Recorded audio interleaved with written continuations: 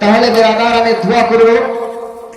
আমি তাহলে হযরতে মাসুরা রাদিয়াল্লাহু তাআলা আনহার মহব্বতে আমি চারজন ভাইকে দেখতে চাই। 50 টাকা করে ওই মাসুরার দোহাইতে বলি যে ওই মাসুরার মহব্বতে কোন চারজন ভাই 50 টাকার দাতা হবেন না? বেরাদার হযরতে ইমাম হোসেন রাদিয়াল্লাহু তাআলা আনহু হযরতে মাসুরাকে মদিনা থেকে মদিনায় রেখে গিয়েছিলেন। আর হযরতে ইমাম হোসেন সে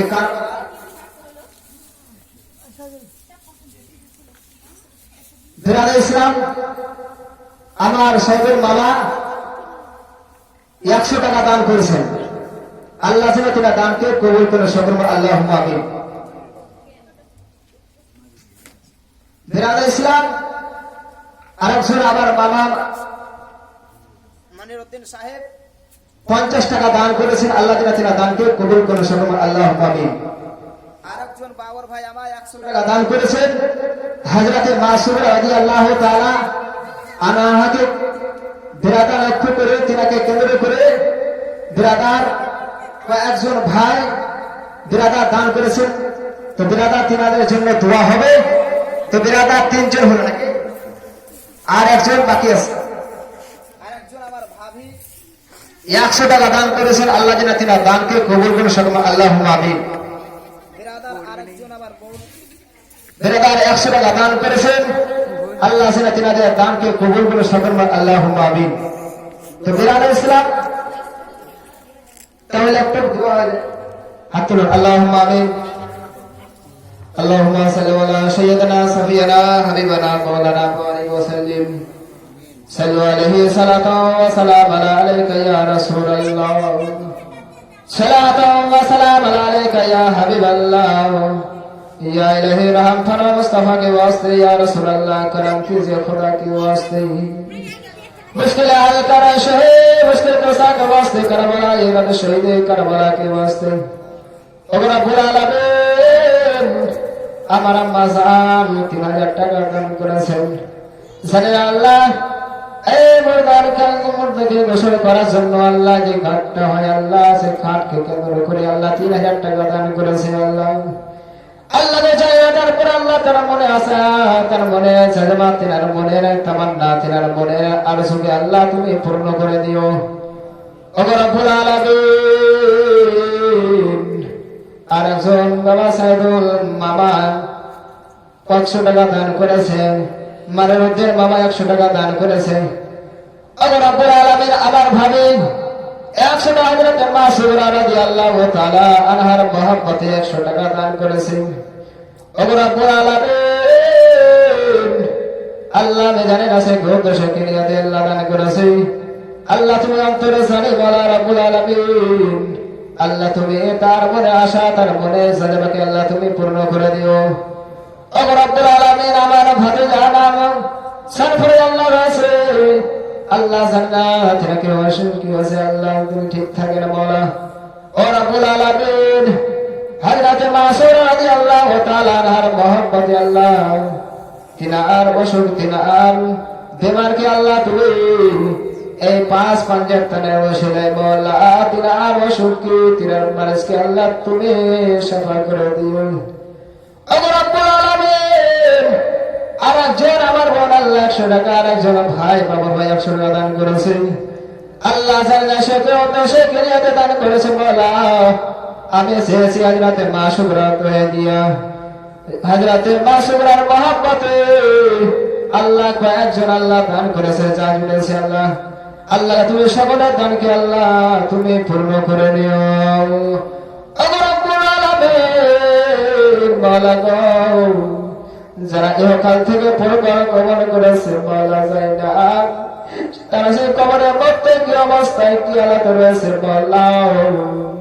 যদি কেউ যদি কবরের মধ্যে কোন আযাবে গ্রেফতার হয়ে থাকে মাওলা এই দানের ওসিলায় হযরতে নবী মুহাম্মদ সাল্লাল্লাহু আলাইহি ওয়াসাল্লামের মুহাব্বতে আল্লাহ আয় রব্বুল আলামিন তিনাদের হোসেন মোর মুস্তাফা মোহাম্মতি আল্লাহ আল্লাহ তাদেরকে তুমি জান্নাতবাসী করো, তাদেরকে তুমি তাদের কবর অন্ধকার কবরকে আল্লাহ তুমি আলোকিত করে দিও। সুবহান রাব্বিকা রাব্বিল ইজ্জাতি আম্মা ইয়াসিফুন ওয়া সালামুন আলাল মুরসালিন ওয়ালহামদুলিল্লাহি রাব্বিল আলামিন। লা ইলাহা ইল্লাল্লাহ মুহাম্মাদুর রাসূলুল্লাহ। বেলাল ইসলাম হযরত মাসুরা রাদিয়াল্লাহু তাআলা আনহা ছিল বাবা বেরাদার তিনার চেহারায় হযরত ইমাম হোসেন রাদিয়াল্লাহু তাআলা আনহু বেরাদার এবার নামাজ পড়ার পরে হযরত মাসুরা রাদিয়াল্লাহু তাআলা আনহা যেন বেরাদার বিছানার মধ্যে লেপ্টে আছেন বাবা। হযরত মাসুরা যেন হাঁটার শক্তি নাই, হাতের কোনো তাকাত নাই, কুওয়াত নাই বাবা যে উঠে মায়ের সঙ্গে কিছু কথা বলবে। হযরত ইমাম জায়নাল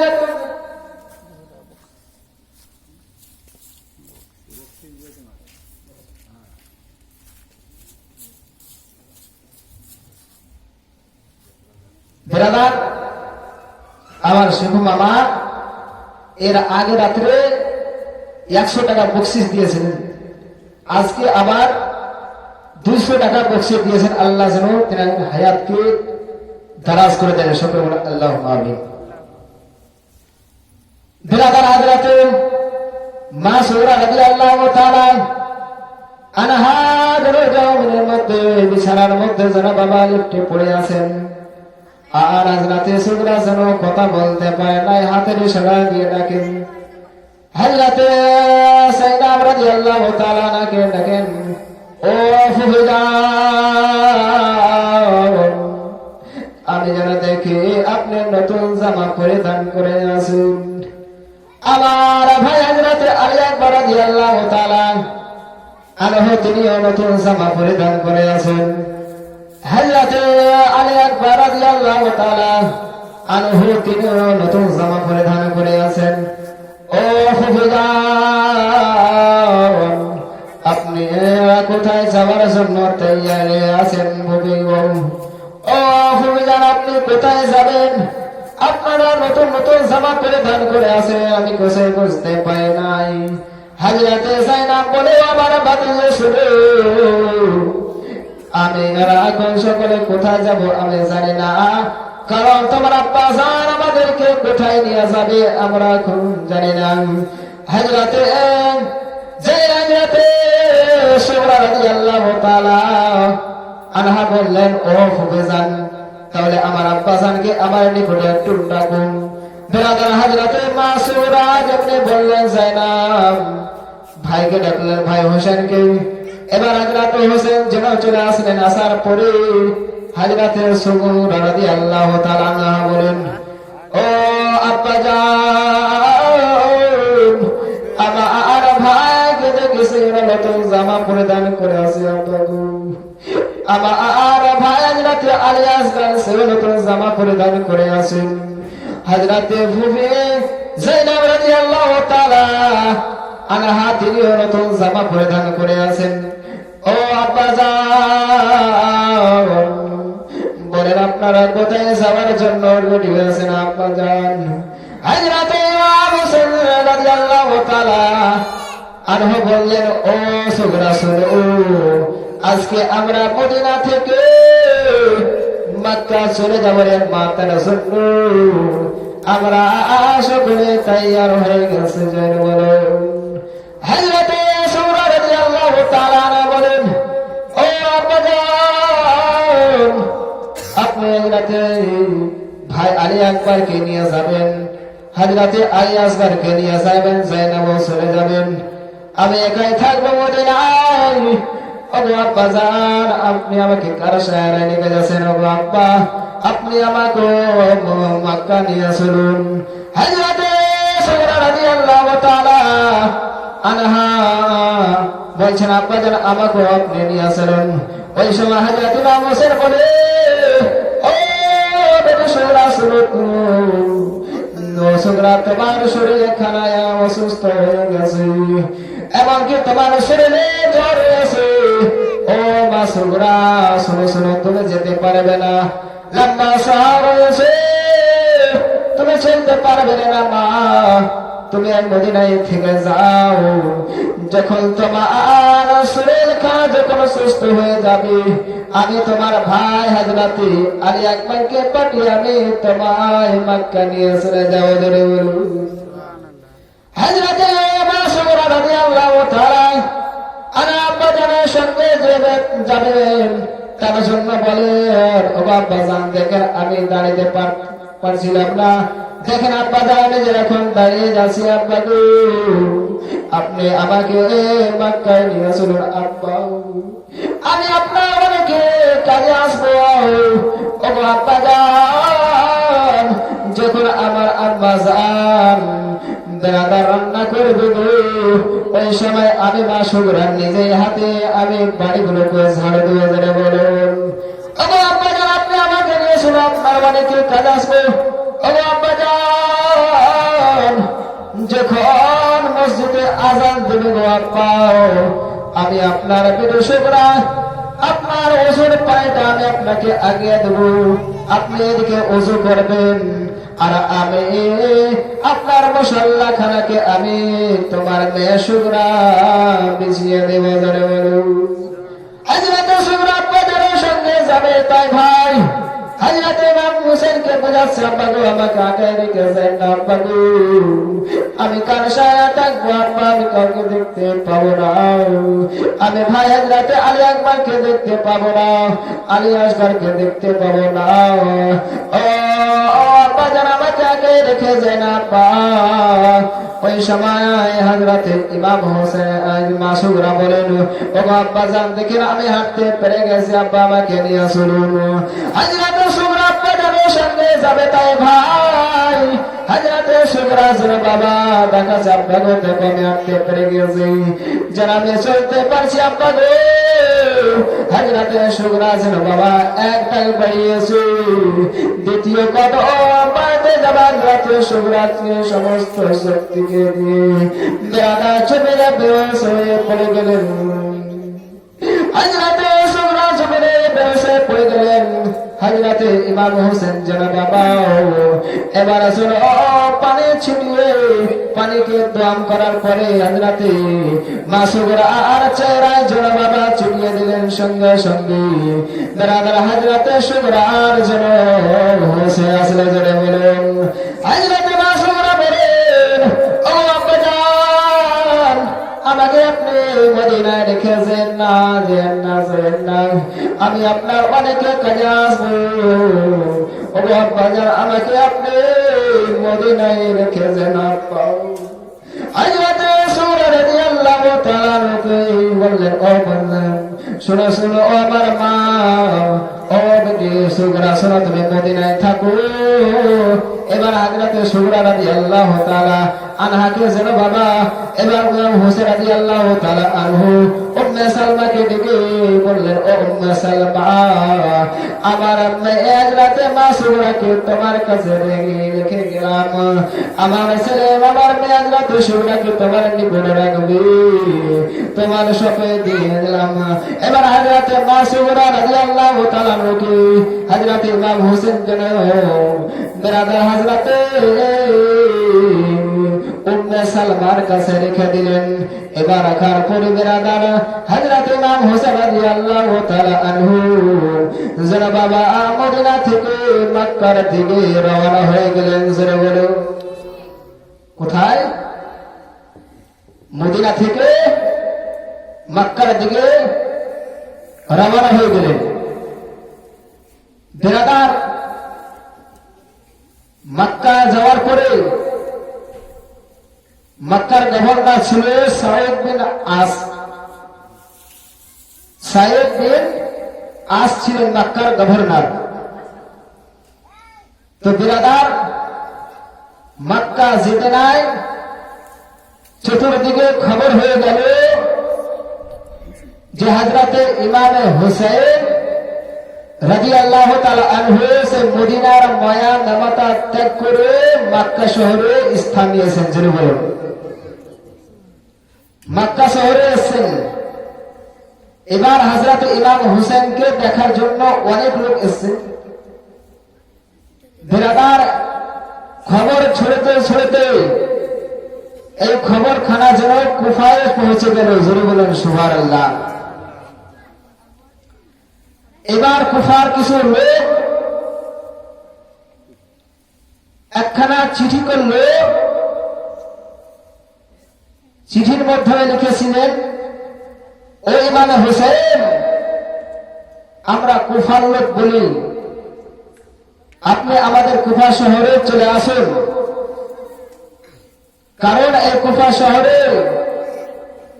ইয়াজিদ খলিফা হয়েছে, যাকে আমরা মানি না।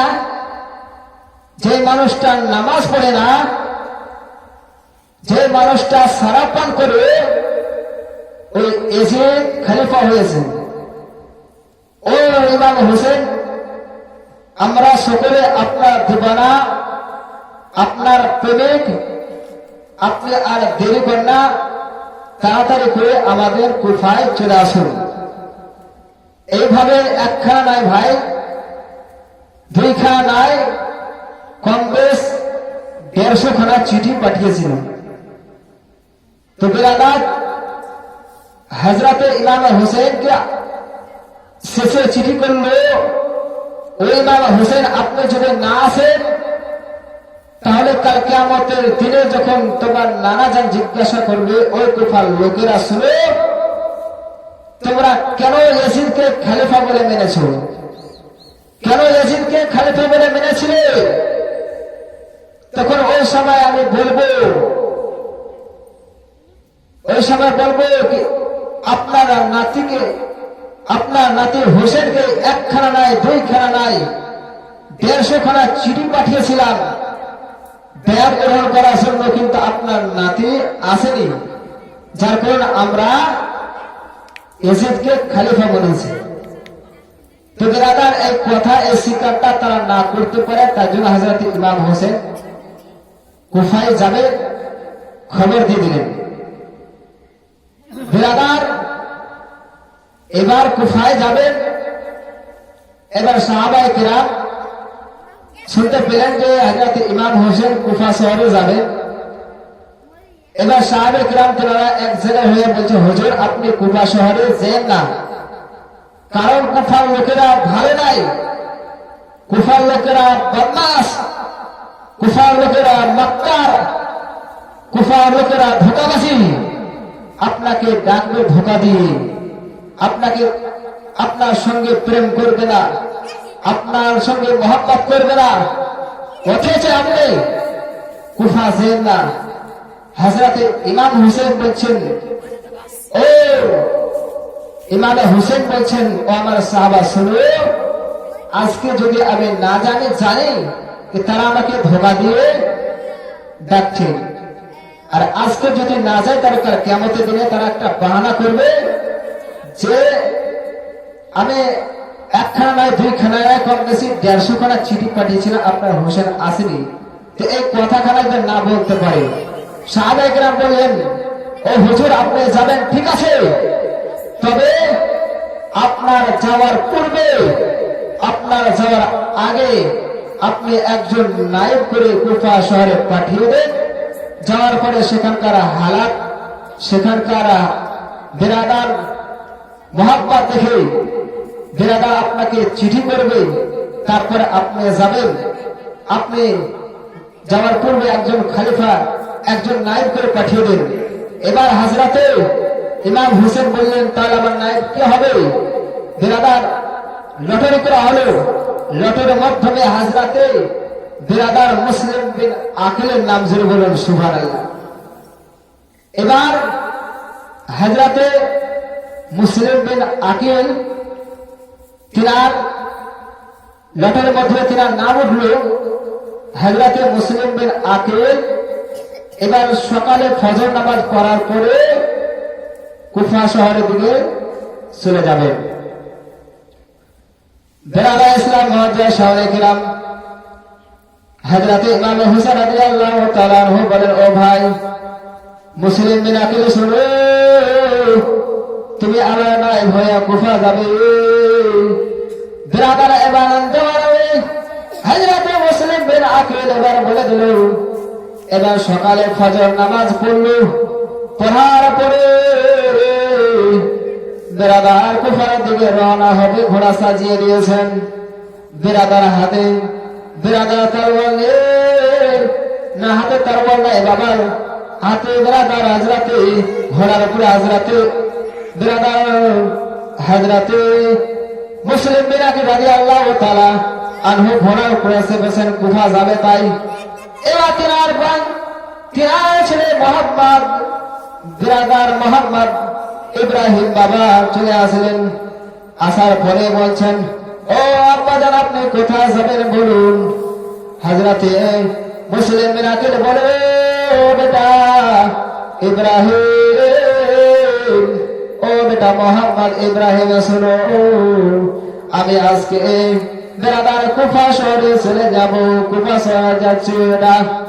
হযরতে মোহাম্মদ ইব্রাহিম বলেন, ও আব্বাজান আপনি কুফা যাবেন, আমাদেরকে সঙ্গে করে নিয়ে আসলেন বলুন।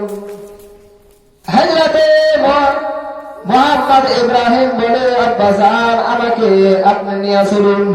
বেরাদার সংক্ষিপ্ত আকারে বলি, হযরতে ইমাম মুসলিম রাদিয়াল্লাহু তাআলা আনহু দুই ছেলে মোহাম্মদ ইব্রাহিমকে নিয়ে চলে গেলেন। বেরাদার যাওয়ার পরে দুই ছেলেকে নিয়ে কুফা শহরে পৌঁছে গেলেন। মুখতার সাকাফির বাড়িতে যাওয়ার পরে বাবা যেমনি পৌঁছালো চতুর্দিকে বেরাদার কুফাতে রওনা হয়ে গেল। বেরাদার রওনা খবর হয়ে গেল, বেরাদার যে ইমামে মুসলিম ইমামে হোসেন নায়েব হয়ে কুফায় এসছেন। এবার বাবা তারা সকলে দেখতে আসছেন, এক এক করে দেখে যান। হযরত ইমাম হোসেনের সঙ্গে হযরত মুসলিম বিন আকিলকে দেখেন, আর কুফার লোকেরা হযরত মোহাম্মদ বেরাদার ইব্রাহিমের সঙ্গে মোহাম্মত করেন। বেরাদার দেখার পরে হযরত মুসলিম বিন আকিল বলেন, ও কুফার লোকেরা শুনো শুনো, আমি ইমাম হোসেনের নায়েব হয়েছি, যদি আমার সঙ্গে মোহাম্মত করেন আমি এখান থেকে চিঠি করাবো আমার চাচাতো আমার ভাই ইমামে হোসেন কে বেরাদা চিঠি করবো। আর চিঠি করার পরে আমার ভাই ইমাম হোসেন কুফা শহরে চলে আসবেন। ও বাবাজি ভাইরা, এবার কিন্তু মুসলিমের সঙ্গে মোহাম্মত করতে লাগলো। বেরাদার এত মোহাম্মত করে বাবা বেরাদার কিতাবে লিখেন, বেরাদার প্রথম দিনে